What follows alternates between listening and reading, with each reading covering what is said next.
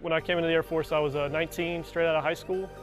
Didn't want to wake up 5 years, 25 or however old, and have any regrets. So I'd only had basic experience working on cars.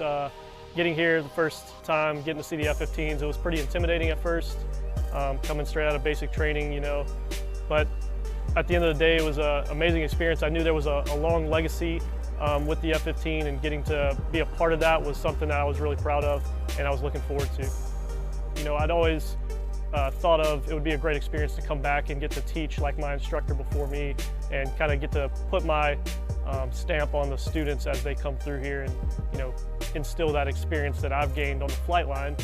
Something that you don't get to experience for a lot of crew chiefs, getting to come back here and teach. The classroom off to the left in the hallway, I remember Sergeant Von Duke teaching me in there and getting to walk the same hallways and stuff that me and the airmen that I still work with today, we got to walk through and go through tech training with, and getting to see the same buildings and going through, touching the same aircraft that I worked on back in 2011.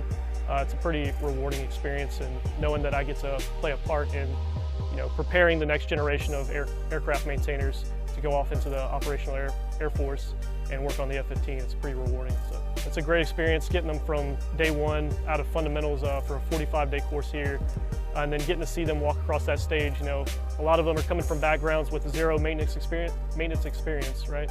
And getting to see them, that light kind of click when they kind of understand what we're talking about. They're able to read through those TOs, they're able to do the tasks, and then to hand them that certificate saying, I've given you everything I can, basically. You're ready to go, you're gonna go off to the operational, and you're gonna be successful because I know I've prepared you with all the tools that you need to be that successful crew chief. The one nugget I would have to say is that you can't do this alone. You have to have humility and be humble and realize that you're not always going to be the smartest person in the room or on the flight line, that you have to rely on each other in order to get the mission accomplished. There's a lot of things that I would have missed as a young airman out there on the flight line, but people who cared about me, who wanted me to succeed, came up, kind of surrounded me, and made sure that I wasn't making the mistakes that would have cost me my career or cost somebody their life. So you have to rely on each other and don't isolate yourself and think you can do everything on your own.